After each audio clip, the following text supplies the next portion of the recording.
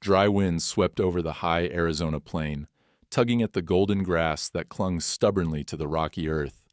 The late afternoon sun beat down, painting the ridges and outcrops in deep ochre and copper, heat shimmering just above the road. Miles Reade let his battered old Chevy idle for a few seconds before killing the engine, staring out through a bug-splattered windshield at the desolate land he'd once called home. The pickup looked just as weary as its driver, dust caked deep in the wheel wells and the tailgate hanging by one hinge. But at least it had made the trip without giving up. That was more than Miles could say for himself. He stepped out, boots thudding against the cracked dirt driveway, and stood still, taking in the eerie hush that hung over the place. The wind was the only sound, rattling a loose panel on the barn roof, making the mailbox squeak where it hung off kilter. The scent of sage, creosote, and something older, something wild, drifted on the breeze. It had been years since Miles had been back, and the house looked smaller than he remembered, sagging against the weight of too many winters and too many silent days. He shouldered his duffel, the motion stiff, pain radiating up from the old wound in his side. The injury was supposed to be healed by now, at least on the outside. But the truth was, it was more than his body that hurt. Since the collapse, he hadn't been the same. Firefighter, hero, reliable team leader. Those words didn't belong to him anymore. He was just a man with nothing left, stranded between a past he couldn't get back and a future he didn't want. He had come back to the ranch for one reason: to sell it and move on. His grandmother, the only family who'd ever really understood him, was gone now. The property left to him in a will she'd probably written with hope he'd come home. But home was just a word. In this land, these old splintered fences and sun-faded walls held more ghosts than memories. A flicker of movement caught his eye. At first, he thought it was a trick of the light, a patch of shadow against the gold. But there, on the rise above the barn, stood a horse. Not just any horse, but a Mustang, black as midnight, with a wild, tangled mane and a stance that radiated defiance. The animal stood perfectly still, head high, ears pricked forward, watching him. Miles froze, his breath caught halfway between suspicion and awe. He'd heard stories about wild horses out here, how they haunted the ridges and arroyos, avoiding roads, fences, and people. The locals called them all sorts of names: devil's herd, phantom runners, the last of the West. But this one looked almost unreal, backlit by the sinking sun, muscles taut under a coat that gleamed like oil. The Mustang didn't bolt, didn't even flinch as Miles stared back. Instead, it seemed to weigh him, a silent challenge passing in the space between them. For a moment, Miles felt something stir inside, a memory, a longing, something fierce he'd forgotten he could feel. Then, just as suddenly, the Mustang turned, disappearing behind the rise, with a flick of its tail. Miles let out a slow breath, not even realizing he'd been holding it. He shook his head and forced himself toward the porch, every step kicking up dust. The boards creaked as he climbed the steps, the screen door giving way with a groan. Inside, the air was stale, full of heat and old paper. Photographs yellowed by the sun lined the walls, faces he remembered and some he never knew. His grandmother, as a young woman, beside a horse, much like the one on the ridge. A faded man in a deputy's uniform. His own parents, on their wedding day. He dropped his duffel in the entryway and moved through the house on muscle memory, flicking on lights that only half worked. Each room was a time capsule, filled with odd trinkets, stacks of books, and the faintest trace of perfume. He paused at the kitchen window, staring out at the empty corral and the rolling land beyond. The Mustang was gone. For a moment, he almost believed he'd imagined it. But then the wind shifted, carrying a high, distant whinny. He couldn't help but smile, just a flicker at the corner of his mouth. Evening settled in, purple and blue shadows stretching across the yard. Miles made himself a stale cup of coffee, the routine comforting in its small way. He sat at the old kitchen table, finger tracing the deep scars left in the wood from years of use. Outside, the land changed as the sun went down, colors deepening, the wind cooling, the sense of vastness closing in around him. He thought about calling his old captain, just to say he'd made it, but the words stuck in his throat. What was there to say? That he'd failed? That he was running away from everything that mattered? He sipped the coffee and watched the dark gather, feeling as if the world had grown a little smaller. Later, as he lay on the creaking bed in his childhood room, the sounds of the ranch pressed in from all sides. The wind, the distant bark of a coyote, the steady pulse of his own heart. He tried not to think about the accident, about the faces of the team he'd left behind. Tried not to remember the heat and the flames and the awful, echoing silence that followed. He focused on the image of the Mustang instead, the wildness in its eyes, the unspoken dare in the way it watched him. He thought he came back to sell the past, but some pasts don't let go so easily. As sleep finally dragged him under, Miles dreamed of hooves pounding the dry earth, of dust clouds and thunder, and a black horse racing ahead, always just out of reach. Morning arrived on the ranch in a wash of pale orange light, spilling over the distant mesas and painting the world in soft gold. Miles woke to the insistent cry of a hawk circling overhead, his eyes gritty and his limbs stiff from a night spent tossing and turning. For a moment he forgot where he was. The sterile hospital rooms, the endless therapy appointments, and the quiet, suffocating apartment in Phoenix all seemed more real than this. But then, the scent of dust, sunlight, and lingering wood smoke brought him back. He was home, whether he liked it or not. He pushed himself out of bed with a wince, his right side throbbing, a souvenir from the day his life changed. He pulled back the curtain and stared at the yard. Everything was still, except for the wind, and the only tracks in the driveway were his own. The memory of the black Mustang from yesterday still lingered, sharp and electric. He wondered if it had ever been real, or just another trick his exhausted mind played on him. Miles forced himself through the motions, a lukewarm shower, a search for clean clothes in old drawers, and a quick breakfast of whatever he could find in the dusty pantry. Instant coffee and stale crackers, mostly. The house, empty and echoing, pressed on him from all sides, making him feel smaller than ever. His grandmother's things were everywhere. Faded quilts, tin cans of buttons, a cracked photo frame with his baby picture in it. She'd never had much, but every inch of the place was marked by her steady hands and stubborn will. He missed her in a way that ached all the way to his bones. He wandered outside, pausing on the porch as he scanned the landscape. Nothing moved on the ridge. No sign of the Mustang, no fresh tracks in the dust. He stepped off the porch and made his way to the barn.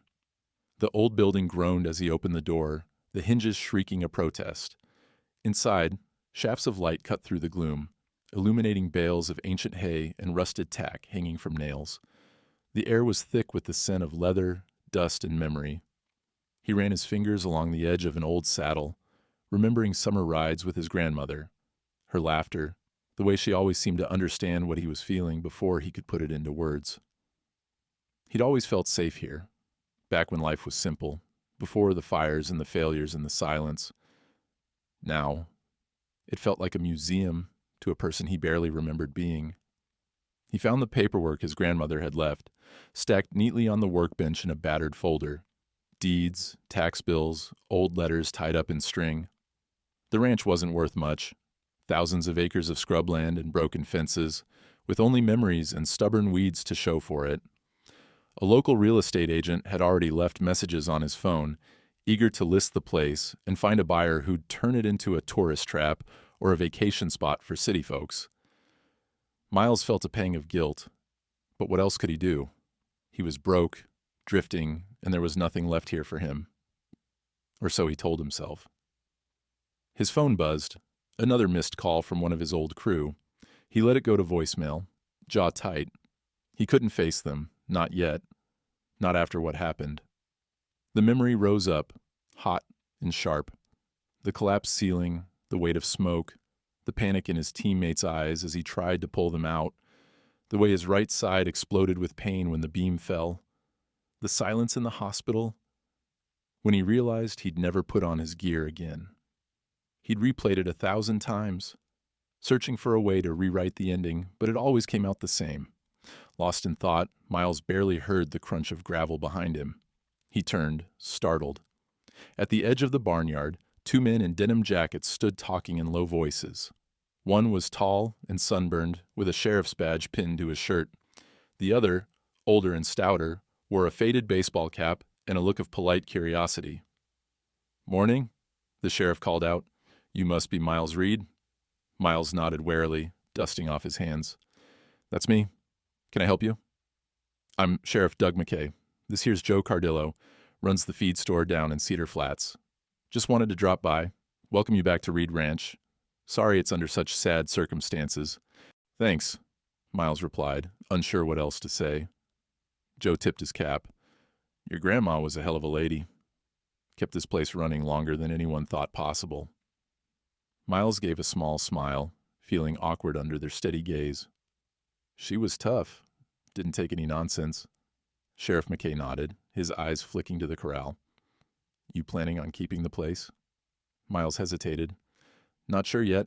Just tying up loose ends." Joe leaned in, lowering his voice. "If you see that black Mustang, you be careful. Folks say he's bad luck. Calls him Haven, like a ghost horse. Been around for years, never lets anyone near. Spooks the cattle, too smart for his own good." Miles couldn't help but glance toward the hills. "I saw him last night, up on the ridge." McKay's mouth twitched. "Wouldn't be surprised. Old-timers say he's part spirit, part troublemaker. Some think he's got a reason for staying close." Joe nodded. "Just watch yourself, son. This land's got a long memory. Sometimes it's best to leave old ghosts alone." They made a little more small talk. Then the sheriff and Joe took their leave, boots crunching on the gravel as they headed back to their truck. Miles watched them go, unease prickling at the back of his neck. He spent the rest of the morning walking the fence lines, inspecting sagging posts and battered gates. Sweat trickled down his back as the sun climbed higher, the endless blue sky pressing down. Every so often, he'd pause, scanning the horizon for a glimpse of black. Nothing. When he returned to the house for a drink, he found a note taped to the front door, left by the real estate agent, reminding him to call. He crumpled it in his fist. The idea of selling gnawed at him, but staying seemed impossible. By late afternoon, a storm brewed on the horizon, clouds piling up dark and heavy. Miles stood at the window, coffee in hand, watching as the light faded. He felt every bit as lost as the land outside, adrift, uncertain, haunted by choices he couldn't unmake. Night fell, bringing with it a restless wind that rattled the windows and whispered through the eaves. Miles tried to sleep, but lay awake, replaying old conversations, broken dreams, and the image of the Mustang staring him down. Somewhere in the dark, a horse whinnied, a sound wild, unbroken, echoing through the canyons. Miles closed his eyes, letting the sound fill him. For the first time in a long while, he wondered if maybe, just maybe, the wild wasn't something to be tamed, but something meant to be followed. He didn't know it yet, but everything was about to change. The sun had barely crested the ridge when Miles found himself awake, restless, and unable to escape the feeling that something in the desert was waiting for him. He stood at the kitchen sink, staring out over the silent, open fields as morning lights seeped into the corners of the house. Coffee steamed in his mug, bitter and black, his only comfort on a day that felt too quiet, too heavy. He should have been making calls to the real estate agent, packing up the few things he wanted to keep, sorting through the mess of memories left behind. But Miles was haunted by something he couldn't quite name, a nagging pull at the edge of his thoughts, as if the land itself refused to let him go. He caught himself glancing toward the hills, searching for any sign of the black Mustang. Haven, the locals had called him. A ghost horse, trouble on 4 legs. It wasn't just superstition that unsettled him. There was a feeling in his chest, something raw and electric, equal parts dread and hope. He was almost grateful when the wind shifted and the world outside the window seemed to lean in, whispering that today would not be ordinary. He stepped onto the porch, coffee in hand, and let the cool morning air wash over him. The light was soft, casting long shadows across the fields, and for a moment, everything was still. Then, as if conjured by thought alone, a flicker of movement caught his eye.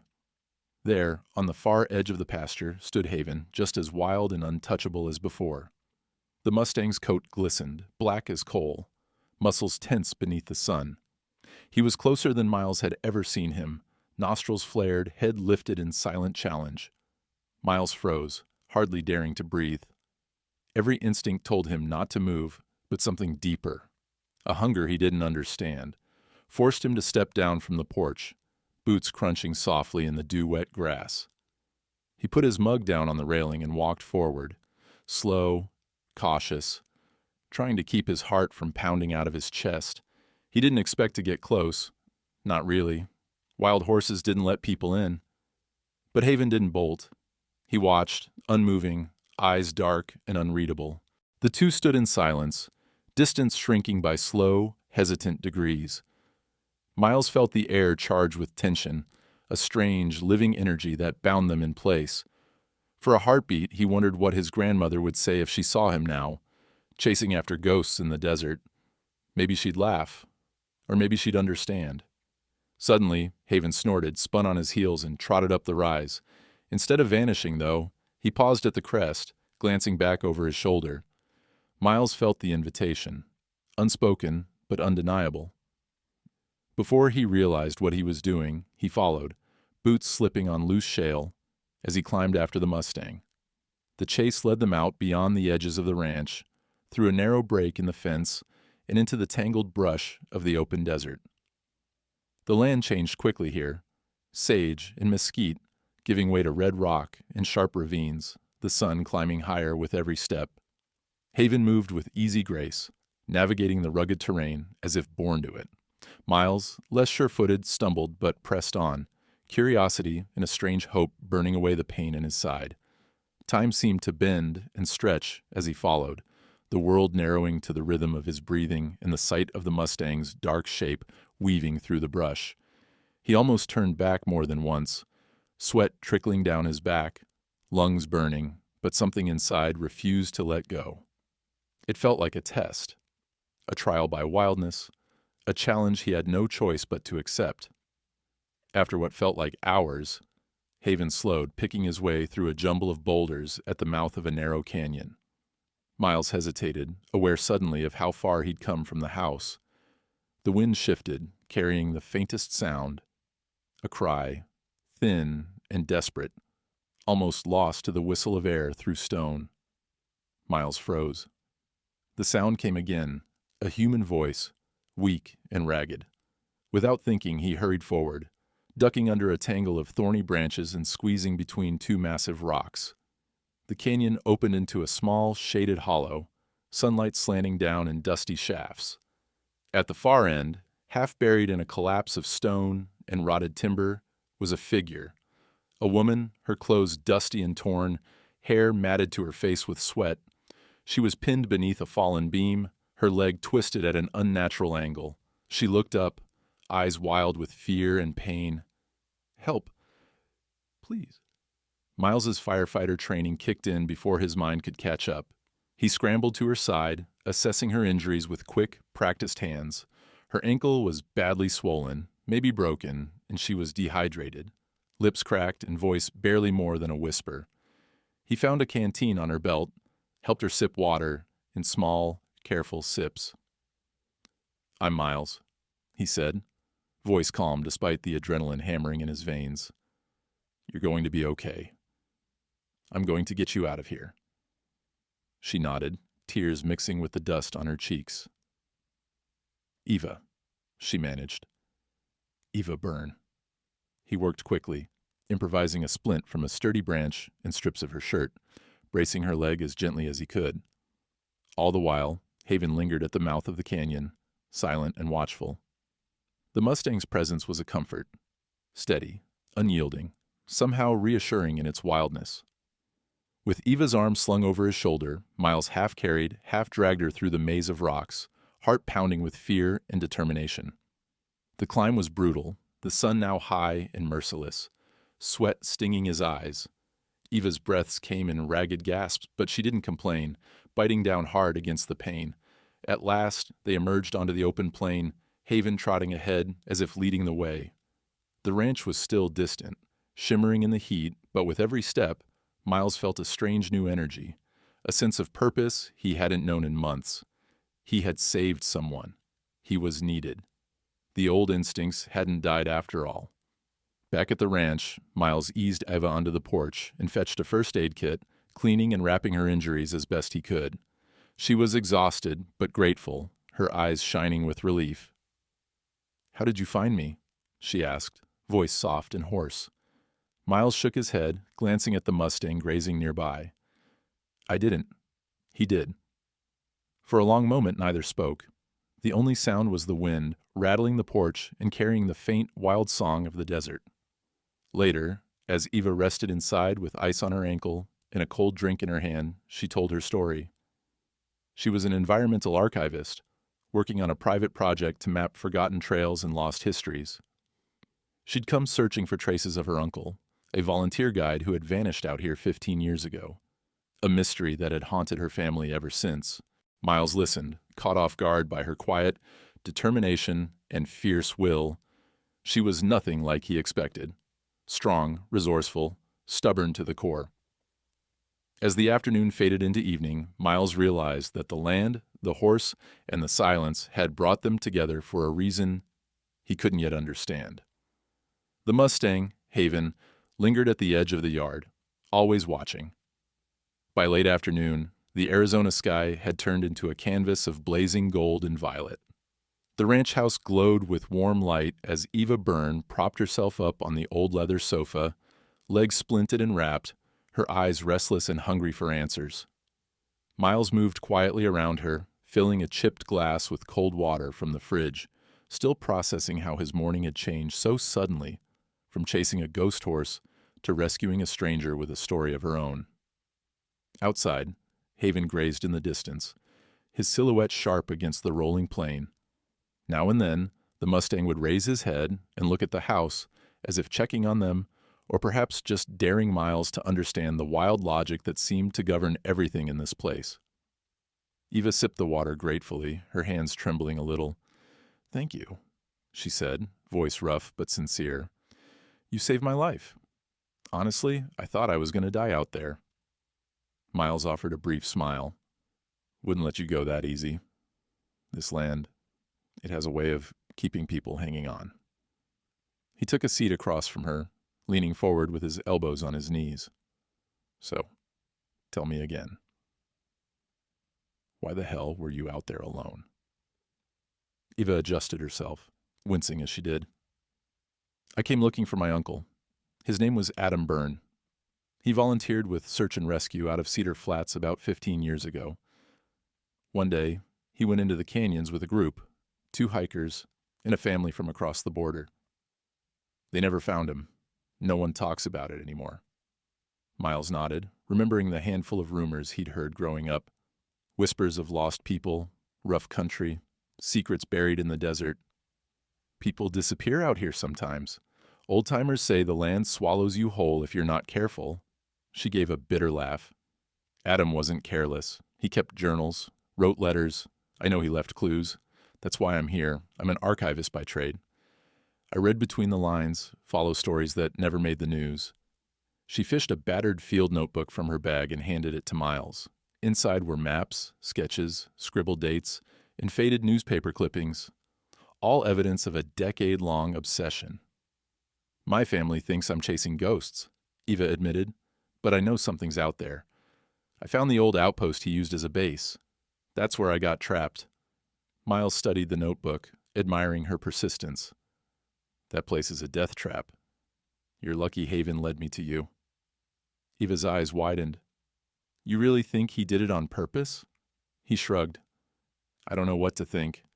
He's not just any Mustang. The locals call him Haven. He's been around longer than any horse has a right to be. Some say he's a ghost himself." She glanced toward the window, where Haven still lingered. Or maybe he just knows the land better than any of us. A silence fell between them, thick with the weight of unspoken questions and shared exhaustion. Miles thought about the journals in the barn, his grandmother's careful handwriting, the strange references to lost travelers, hidden springs, and night rides across the valley. He wondered if Eva's uncle and his grandmother had ever crossed paths, if the secrets buried in those pages might finally see daylight. Eva broke the silence. I know this sounds crazy, but I think Adam was protecting someone. There are references in his journals. He talks about a family, about running from someone, hiding them in the canyons. Miles frowned. You think he was helping them escape? From what? From being found, from deportation, maybe worse. Her voice softened. He always cared more about doing the right thing than following the rules. They sat in the fading light, piecing together fragments of a story that felt both impossibly distant and painfully close. The old house seemed to hold its breath, listening to every word. When Ava grew tired, Miles helped her to the guest room and set her up with fresh water and a blanket, promising to check on her during the night. Later, as the desert cooled and stars began to emerge, Miles wandered out to the barn.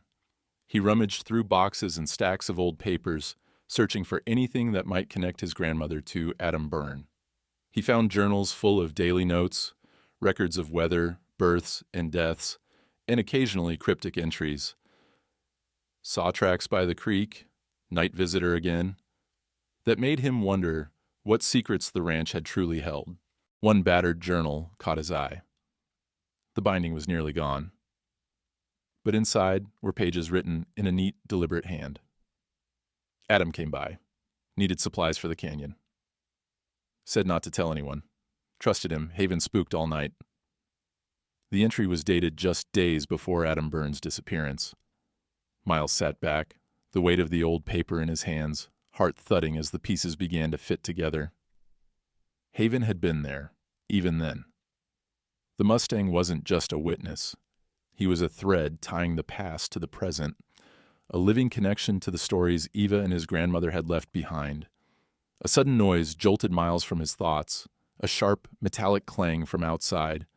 He hurried to the door, heart pounding, and found Eva standing on the porch, leaning heavily on her crutch. I couldn't sleep, she confessed, looking embarrassed. This house creaks like an old ship, and I keep seeing shadows move outside. He laughed quietly, feeling a kinship in her unease. It does that. Gets under your skin after a while. They stood in the moonlight, both caught in the pull of old mysteries and new possibilities. Out in the pasture, Haven raised his head, mane rippling in the wind. He stared at them for a long moment, then turned and walked into the darkness, as if inviting them to follow. When the time was right. Eva spoke softly, almost to herself. Maybe some stories aren't meant to be solved by staying inside. Maybe we have to trust the land and the things that survive it. Miles nodded, understanding in a way he never had before. The ranch, the Mustang, the journals, Eva's search, they were all part of something bigger, something wild and unfinished. As night deepened, they returned to the house, a strange sense of hope flickering between them. For the first time in years, Miles felt less alone, drawn forward by the promise of answers and the untamed spirit watching from the ridge. He didn't know it yet, but by morning, the search for truth and for redemption would pull him further from the safety of silence and closer to the wild heart of the desert than he had ever dared to go. Sunrise crept across the Arizona plain, casting the ranch in cool blue light that slowly warmed to gold. Miles woke to the soft sound of Eva stirring in the guest room and the steady hush of wind through the window screens. He dressed quietly and moved through the house, pausing in the kitchen to fill the old coffee pot, each motion familiar, grounding him in the present, even as the weight of yesterday's discoveries pressed on his mind. He stepped onto the porch, letting the cool air wake him up fully. Haven stood by the broken fence, grazing near the barn. The Mustang seemed at ease. as if he'd always belonged here. Miles watched him, struck again by the quiet intelligence in the animal's eyes. It was strange. He'd spent his whole life believing that wild horses kept their distance, and yet this one seemed almost protective, keeping watch as if guarding not just the ranch, but its secrets. Eva joined him a few minutes later, carefully maneuvering her way outside on her crutch. Her face was pale, eyes shadowed from a restless night, but she managed a small smile. "Did you find anything in the journals?" Miles nodded, holding out a notebook filled with faded handwriting. "My grandmother mentioned your uncle. Said he came by the ranch the week before he disappeared. Needed supplies. Didn't want anyone to know." He hesitated, then added, "She wrote that Haven spooked all night. Said it felt like the land itself was warning her." Eva flipped through the pages, her brow furrowing as she traced the lines with her finger. He must have trusted her. Adam was always careful about who he involved. She looked up, her voice tinged with hope and uncertainty. "Do you think she knew what he was doing out there?" Miles shrugged. "If she did, she took most of it to the grave. But she kept a record of every visitor, every odd thing that happened. Maybe we can find a pattern." They spent the morning poring over the journals together, spreading them out on the kitchen table.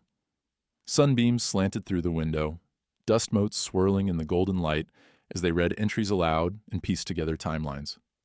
Sometimes the entries were mundane, weather reports, repairs, lists of supplies. But every so often, a sentence would stand out. Night rider by the creek. Stranger's tracks near the east fence. Haven restless again, spooked by thunder. Eva leaned forward, excitement building. "Look at this. Every time Adam visited, there's mention of someone else, too. She never names them, just the family, or the girl with the red scarf. And Haven's always there, showing up at the edges, as if he's following them." Miles felt a shiver run down his spine. Maybe he was.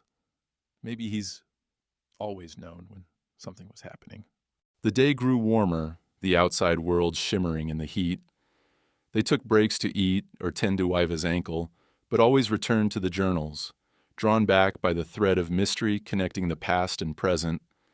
Miles found himself watching Eva as much as the pages, her focus, the way she pressed her lips together when reading something sad, the spark of triumph when a clue fit into place. In the afternoon, Miles stepped outside for air. Haven stood at the far edge of the yard, staring at him. Miles walked over, heart pounding for reasons he couldn't explain. He stopped a few feet away, holding Haven's gaze. "What are you trying to tell us?" he murmured. The horse's ears flicked, and for a moment Miles felt as if they understood each other. A silent agreement, a partnership built on mutual respect and curiosity. Behind him, Eva called out, "He's not avoiding you. He's watching to see what kind of man you are." Miles glanced back, surprised. She'd hobbled outside, leaning against the porch railing, her eyes fixed on Haven. "My uncle wrote about that, you know," she continued. "Said wild animals test people, especially those who are lost. They're not afraid of you. They're measuring you." He gave a soft laugh. "Not sure I measure up." Eva shook her head, her voice gentle but firm. "You saved me. You listened. Maybe that's all the wild really asks." Later, they searched the barn together, looking for more clues. They found more journals, a rusted old lantern, and a tin box of photographs. Most showed everyday ranch life, branding, riding, a garden in full bloom. But one photo stood out. A group of people gathered around a campfire, faces turned away from the camera, a dark horse just visible at the edge of the frame. Eva touched the photo reverently. "That's them, the family Adam was protecting. I know it." Miles studied the image, feeling the past pressing in. "Do you recognize anyone?" She shook her head. "Too blurry. But the way my uncle described them, I think they made it out. He would have said if they didn't." They returned to the kitchen, spreading the photo and a handful of journal entries on the table. Eva traced connections with a pencil, sketching a map of the land and marking every location Adam mentioned. The barn, the creek, the old outpost to the north, each spot a possible piece of the puzzle. As dusk settled over the ranch, Eva sat back, exhausted but determined. There's something hidden out there. Adam left a trail. He wanted someone to find the truth, someday. Miles nodded, a resolve forming inside him. Then we'll find it. Together. They spent the evening planning their next move. Miles would help Eva back to the outpost at first light, retracing her steps and searching for anything she might have missed. They'd follow the map, look for any sign of Adam or the people he protected, and try to understand Haven's role in all of it. Before heading to bed, Miles lingered outside, watching the stars emerge one by one. Haven stood atop the ridge, dark against the sky, his mane blowing in the cool wind. For the first time since returning to the ranch, Miles felt a sense of purpose, a reason to stay, to fight for something that mattered. Inside, Eva fell asleep with the journals stacked beside her bed, dreams full of lost trails and wild horses, and outside in the desert hummed with secrets, waiting for the right moment to reveal them. That night, Miles couldn't shake the feeling that he was being watched, not by something threatening, but by a presence old as the land itself, measuring his heart, his intentions, and his willingness to listen.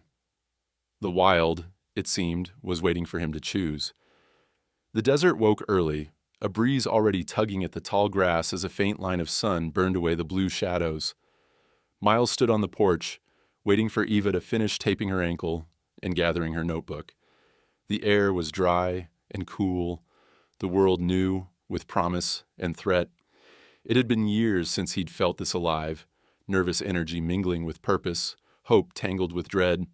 Eva emerged, determined as ever despite the limp. She had insisted on returning to the outpost where Miles had found her pinned. There was something she hadn't finished searching for, a gut feeling only she seemed to understand. Miles loaded a canteen, a flashlight, and a crowbar into his pack, careful to take his time, as Eva eased herself into the passenger seat of the old Chevy.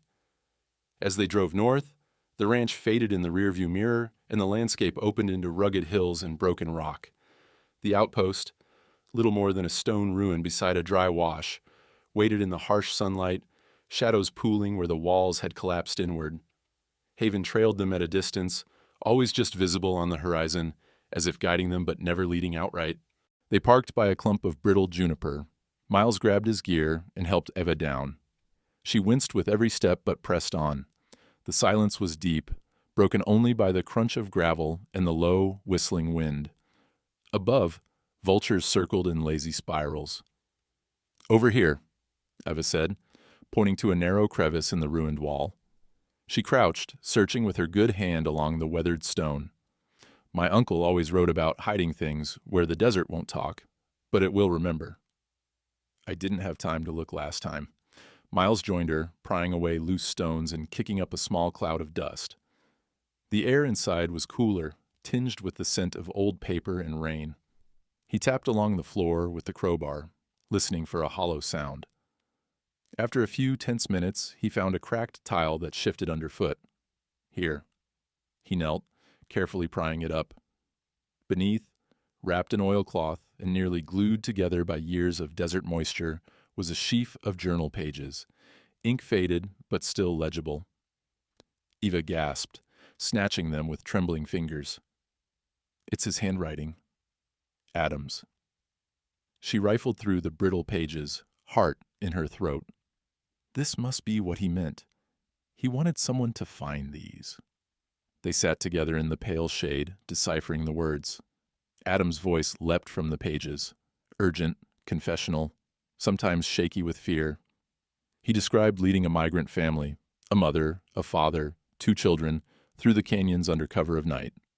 He wrote about meeting Miles's grandmother for supplies, about Haven's sudden appearances, almost as if the horse was a guardian spirit, warning of danger or guiding them along safer trails. One entry stood out, dated the week he vanished. "They know I'm hiding them. Someone followed us last night. Haven blocked the trail, bought us time. If you find these pages, please tell the truth." I did what I had to do. I hope the family made it. Eva wiped her eyes, overcome with a bittersweet sense of pride and loss. He was always trying to do the right thing, even when it put him in danger. He must have died protecting them. Miles put a gentle hand on her shoulder. He was brave, Eva. Not many would risk everything like that. Together, they pieced together a narrative. Adam had become a quiet hero, part of an underground trail that ran through Arizona's wildest country, helping desperate families find safety. The journals described routes and rendezvous, signals left in rock formations, the way Haven would sometimes appear as a warning or a guide. Miles pointed to one note. He mentions a storm, floods in the canyon, rocks falling. Maybe that's when he disappeared. Eva nodded, her voice tight. That outpost was the last place anyone saw him. The story got buried, maybe on purpose. But Haven was seen in that canyon, even years ago. She looked up, eyes shining with a sudden realization. He was there, wasn't he? All this time, watching, waiting. The wind rose, whistling through the broken stones. It felt like the desert was listening, finally ready to let its secrets go. Miles carefully wrapped the pages, heart pounding with the enormity of what they'd uncovered. We have to show people, Eva. The truth matters, even after all this time. They made their way back to the truck, Eva leaning on Miles for support. Haven watched from the rim of the wash, his coat gleaming in the midday sun. As they reached the road, the Mustang tossed his head and trotted after them, not too close, but close enough that Miles felt his presence, solid, reassuring, and wild. Back at the ranch, they spread the waterlogged pages on the table, taking photos and reading each one out loud, their voices growing steadier with each new truth revealed. The story they uncovered was bigger than either of them, a story about courage, sacrifice, and the silent patterns that shaped their families, their town, and the land itself. As night fell, Eva sat at the window, watching the desert glow beneath the stars. She clutched the journal pages, tears on her cheeks, her uncle's words echoing in her heart. Miles joined her, resting a hand on the back of her chair. He wanted you to know, Eva, he said softly. He wanted someone to remember. She nodded, wiping her eyes. And Haven, he remembers too. They stood together, watching the wild Mustang move through the moonlit grass. He was a symbol now, a bridge between past and present, loss and hope. He had seen everything, survived everything, and led them here when they needed it most. For the first time, Miles let himself believe that some wounds could heal, not by forgetting, but by honoring the wildness that had saved them both. And somewhere in the dark, a horse's whinny cut through the night, a song of the untamed, calling them to follow the truth wherever it led. Thunderheads rolled over the Arizona sky, shadows racing across the ranch as Miles scanned the horizon. The morning had dawned bright and still, but by midday, clouds gathered and the air felt heavy, electric, a storm brewing, the kind that seemed to build from the bones of the land itself. Eva watched from the porch, clutching her uncle's journal pages, worry clear in her eyes. Miles zipped up his windbreaker and packed a flashlight, extra water, and a coil of rope into his old backpack. I need to go back to the outpost, he said, voice steady but urgent. We missed some pages. There were spots in the journals where Adam wrote about a second hiding place, under the floorboards. If there's more, it could tell us what really happened that last night. Eva bit her lip, torn between fear and determination. Are you sure you should go alone? The sky looks bad. I could... He shook his head, managing a crooked smile. You need to stay off that ankle. If the storm breaks, you'll be safer here. If I'm not back in a few hours, call McKay. She nodded reluctantly, her hand lingering on the door frame as he jogged to the truck. Be careful, Miles, please. He drove fast, the old Chevy rattling as the first drops of rain spattered across the windshield.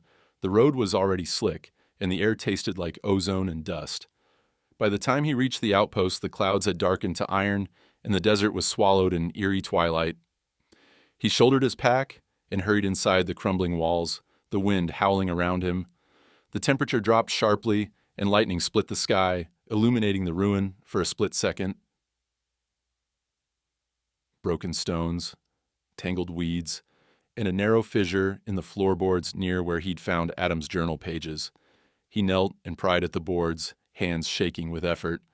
Rain hammered the roof, seeping through cracks and running in rivulets along the stone. He found a loose plank and pulled it free, revealing a shallow compartment beneath. Inside, wrapped in oilcloth and tied with string, were more pages. Water-stained, but intact. A wave of triumph surged through him. Then the wind roared, and a blast of cold air slammed the door shut behind him. The noise made Miles jump, heart hammering as he scrambled to his feet. The storm was here now, rain pouring in sheets, wind tearing at the walls. He could hear the distant rumble of water in the canyon, growing louder by the minute. He stuffed the pages into his backpack, adrenaline spiking. "Time to go," he muttered, moving quickly toward the exit. But as he stepped outside, the ground beneath him gave way. A narrow fissure, hidden by brush, yawned open at his feet. He fell hard, tumbling into the crevice, pain jolting through his shoulder and back. For a few seconds he lay still, stunned, listening to the rush of water far below. Panic threatened to overwhelm him. The fissure was tight, the walls slick with moisture, and above him, the sky was a narrow strip of gray. He tested his limbs. Nothing broken, but his shoulder screamed in protest. He reached for his phone, but it was smashed. He shouted for help, but the wind tore his voice away. Miles forced himself to breathe, to focus. He'd been trained for emergencies, rescue protocols, wilderness survival, thinking clearly when the world went sideways. He unspooled the rope and looped it around a jutting rock, hoping for leverage. The rain intensified, water pooling at his feet, threatening to rise. Every instinct screamed at him to hurry. He climbed, feet slipping, fingers raw, pushing through the pain and fear.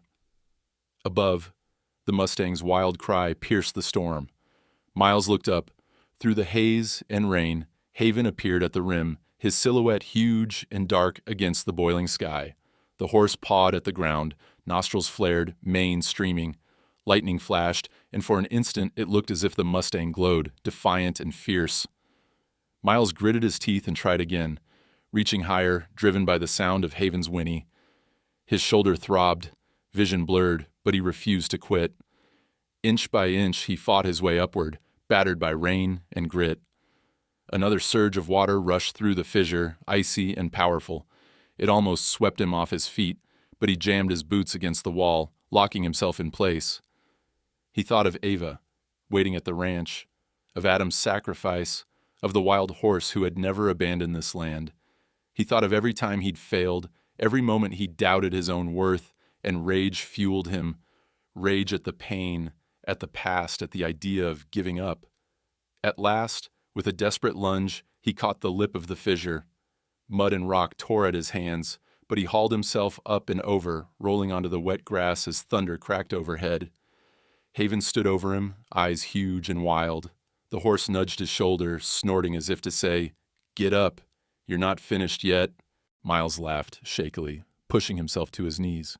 "You found me, huh? For a wild thing, you sure know how to keep people alive." He staggered to his feet, clutching the backpack to his chest. Rain stung his face, lightning lanced the sky, and Haven circled him, herding him toward the shelter of a rocky overhang. For a few minutes they waited together as the worst of the storm raged above. Miles pressed his back to the stone, Haven beside him, both of them soaked and shivering, but alive. When the rain finally eased, Miles leaned on Haven's strength, letting the horse guide him down the slippery path to the truck.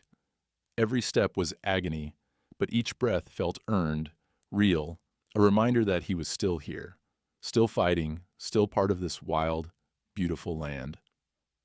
As they reached the truck, Miles looked back at the ruined outpost, the storm-washed earth gleaming in the weak sun. He realized then that Haven hadn't just saved him. He'd carried Adam's memory too. The Mustang was the living witness to everything that mattered: loss, survival, sacrifice, hope. He drove home slow, each mile etched with exhaustion and gratitude. When he reached the ranch, Eva ran to meet him, her face streaked with tears and rain. He pressed the journal pages into her hands, voice hoarse but steady. "He found you. For me." Together, Beneath a clearing sky, they embraced. Two people and a horse, bound by silence, by the wild, and by the truth they would soon reveal. The storm left the desert drenched and trembling, the earth breathing steam as sunlight pierced the thinning clouds. Eva stood on the porch, her crutch forgotten, eyes scanning the horizon for any sign of Miles. The clock ticked far past when he should have returned, each passing minute stretching her nerves thin. She tried to keep busy, laying out the journal pages and mapping clues, but worry gnawed at her, sharp and relentless. Then she heard it. A wild commotion near the corral. She limped outside and froze. Haven was galloping along the fence line, snorting and pawing at the gate with frantic energy. Mud splattered his sides, his mane tangled and flying. He whinnied, circled, and then tore off across the open plain, moving with purpose and urgency. For a split second, Eva hesitated. She remembered what Miles said about trusting the land, the wild, and the horse that seemed to know more than any person could. Grabbing her jacket and shoving the last of the water bottles in her bag, she called out for help, her voice thin in the wind. That's when she spotted Earl Franklin, the old rancher from the next property over, pulling up in his battered Ford. Earl had seen the storm break and came to check on the Reade place. He rolled down his window, eyes crinkling with concern. "You look like you've seen a ghost, Eva. Everything all right?" She shook her head, breathless. "Miles, he's missing. He went out to the outpost, but he hasn't come back. Haven's acting crazy. He's never done this before. Please, Earl, I need help." Earl took one look at the Mustang bolting across the fields and nodded, his years of reading land and animal telling him all he needed to know. "Hop in. We'll follow that horse. If he's running, he's got a reason." Eva slid into the passenger seat, crutch tossed behind them. They bounced over rutted dirt roads, following Haven's black shape as he thundered across low hills and through muddy washes, always keeping just far enough ahead to force them to hurry, but never letting them lose sight. The world blurred past in a whirl of rain-soaked grass, sun-dazzled puddles, and wind that tasted of thunder and wild sage. "He's leading us somewhere," Earl muttered, gripping the wheel, his voice tinged with awe and worry. "Never seen a horse do this. Like he's got a message." They reached the edge of the old outpost and tumbled out, Eva's heart pounding. Haven was circling, nostrils flaring, hooves cutting deep into the wet ground. He reared, then bolted toward a rocky slope, stopping and looking back, as if urging them to hurry. Eva struggled after him, Earl supporting her with a strong arm. "There, look!" she cried, pointing to a dark figure collapsed near the rocks. Miles lay sprawled, mud-streaked and shivering, his pack clutched tight in one hand. Earl rushed ahead and dropped to his knees. "Miles! Son, can you hear me?" Miles blinked, dazed but alive, his voice little more than a whisper. "He found you. For me." Eva dropped beside him, tears of relief blurring her vision. She squeezed his hand, trying not to let fear overtake her. "You stubborn fool. You scared us half to death." Miles managed a weak smile. "Didn't mean to. Just had to see it through." Earl helped lift him, and together they half-carried, half-dragged Miles back to the truck. Haven followed, refusing to leave them, even as the world seemed to calm in his wake. Eva kept glancing back at the horse, her gratitude mingling with a strange, superstitious awe. "Never thought I'd say it," Earl said, voice low. "But that Mustang's smarter than most men I know. Maybe all of us put together." They got Miles home and settled him on the couch, wrapping him in a dry blanket and pressing water into his hands. Eva checked his injuries. Bruised, scraped, his shoulder ached, but nothing broken, nothing that wouldn't heal. The relief was overwhelming, and for a long moment none of them spoke, just listened to the hum of the ranch, the settling house, the slow, measured breathing of the man they thought they might have lost. Finally, Eva spoke, her voice shaking but determined.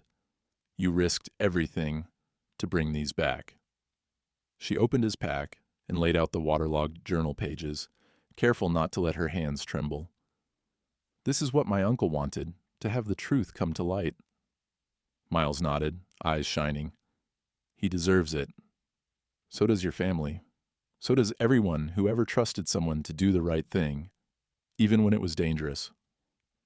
They worked together late into the night, spreading the journals, drawing each page, cataloging Adam's final words.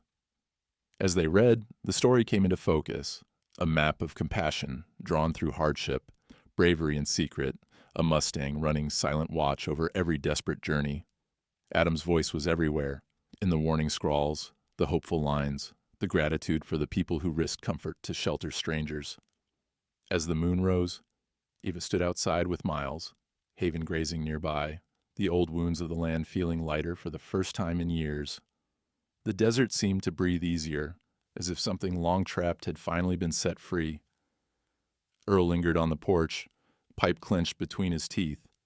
"You folks are going to stir up talk, you know. A lot of people in town don't like old secrets dug up." Miles shook his head, voice strong despite exhaustion. "They need to hear it. People deserve to know what happened out here." Eva squeezed his hand, feeling a courage she hadn't known before. "We'll tell them together. Adam's story, Haven's story, all of it." The Mustang raised his head, nostrils flaring as if he approved. For a moment, Miles felt the old ache in his side, the shame and grief of everything he'd lost, but it faded in the face of something bigger, belonging, redemption, and the wild hope that maybe, just maybe, he'd been brought home, not to escape the past, but to finally make peace with it. As dawn began to break, the three stood side by side, man, woman, and horse, ready to bring the truth into the light, knowing the next steps would not be easy, but that they would take them together. The wild, after all, had its own way of setting things right. Morning broke across the Arizona plain, bright and cloudless as if the storm had scrubbed the world clean.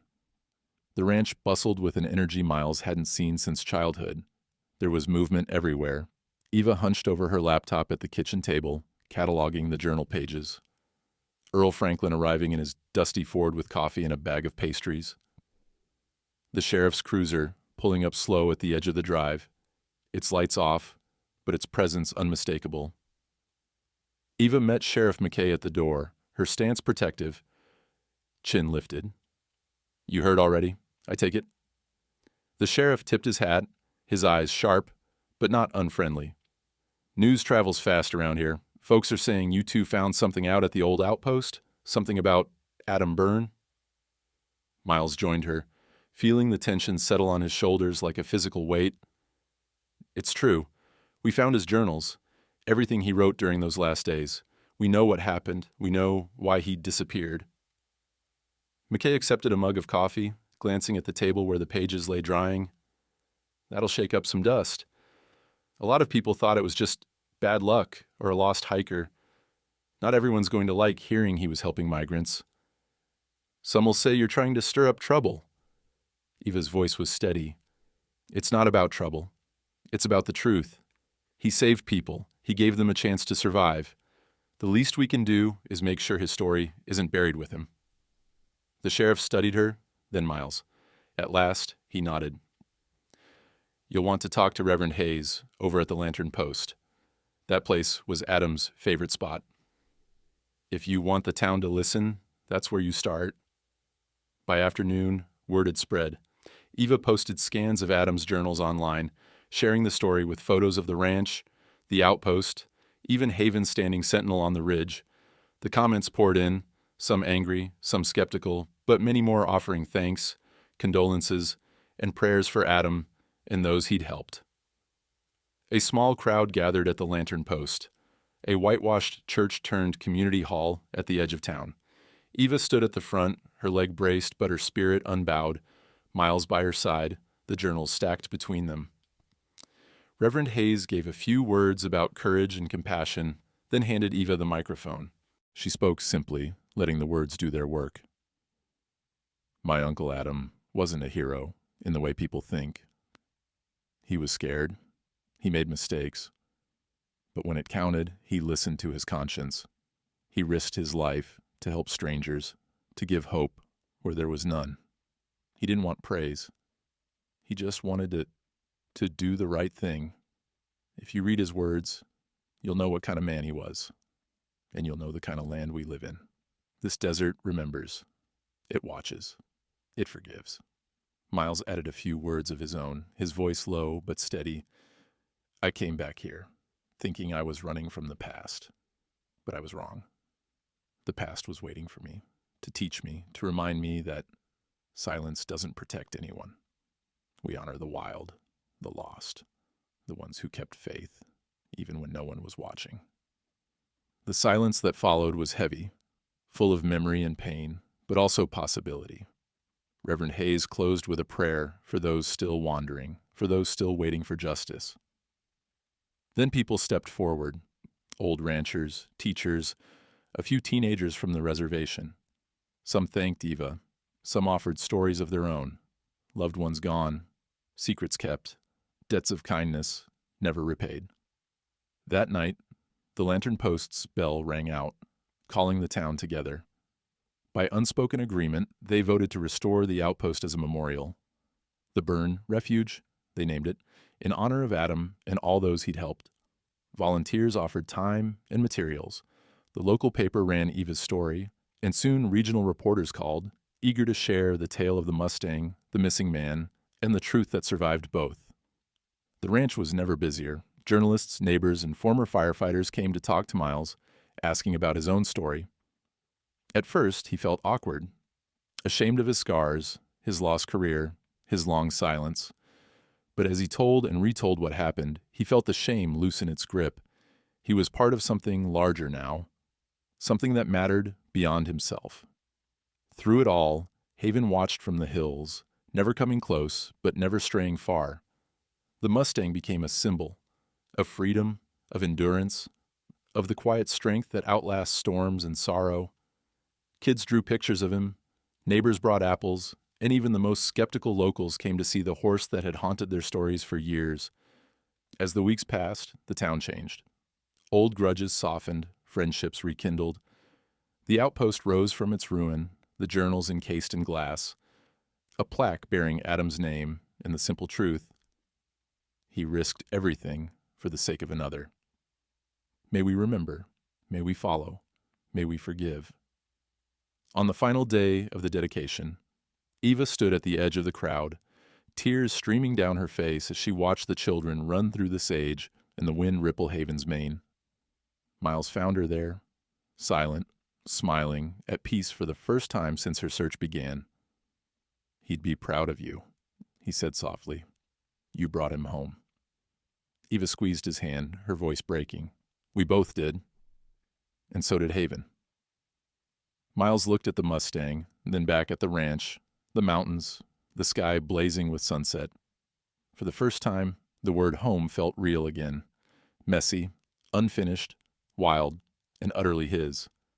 As the lanterns flickered on and the town gathered close, Haven stood tall on the ridge, watching the new beginning he had helped shape. A guardian, a witness, the wild heart of a land that would never be tamed, but could finally be understood. Sunrise found Miles on the front porch, coffee in hand, the soft glow of morning touching every corner of the ranch. The air was cool and clear, heavy with the scent of sage and promise. In the distance, Haven stood atop the ridge, silhouetted against the fire of dawn, as if keeping watch over everything he'd helped set in motion.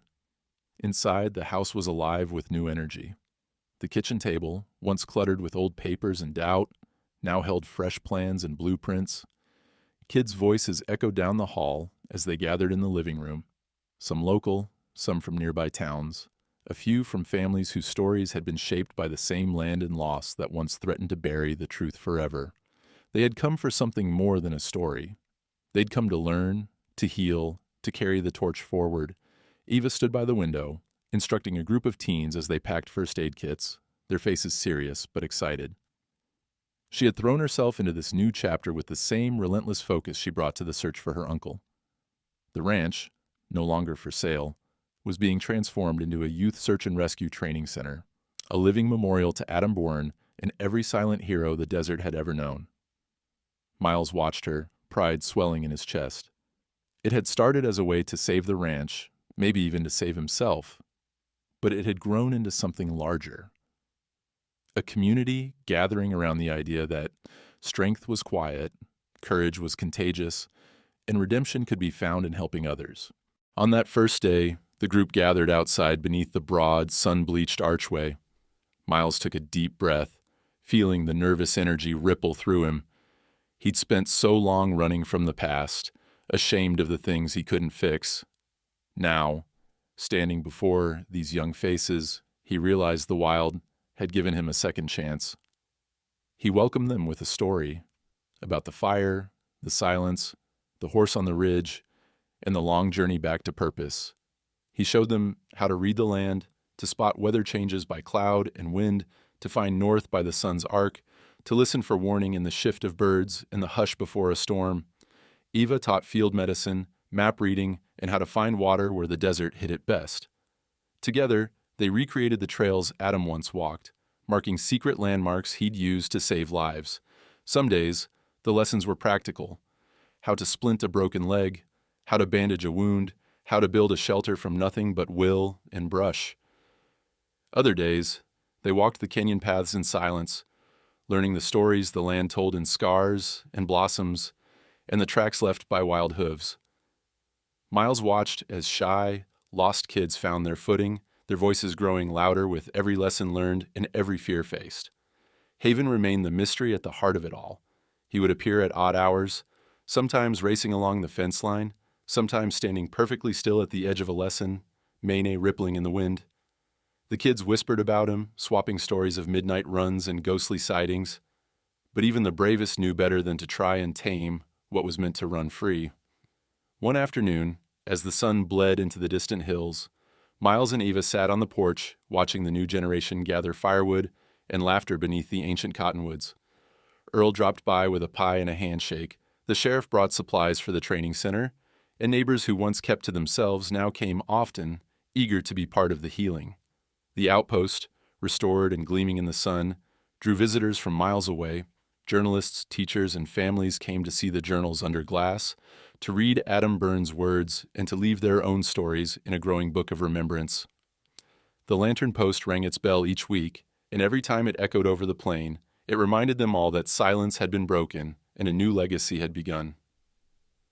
One evening, as dusk fell, Eva found Miles at the fence, staring at Haven on the ridge. "You think he'll ever let anyone ride him?" she teased gently. Miles smiled, shaking his head. "He's taught us everything we need to know. Some wild things are meant to show the way, not to be led." Eva leaned on the fence, her voice soft. Adam would have loved this. The kids, the laughter, the land coming alive again. He squeezed her hand, words unneeded. Above them, the sky shifted from gold to indigo, the first stars winking into being. As the last light faded, the children gathered for one final lesson.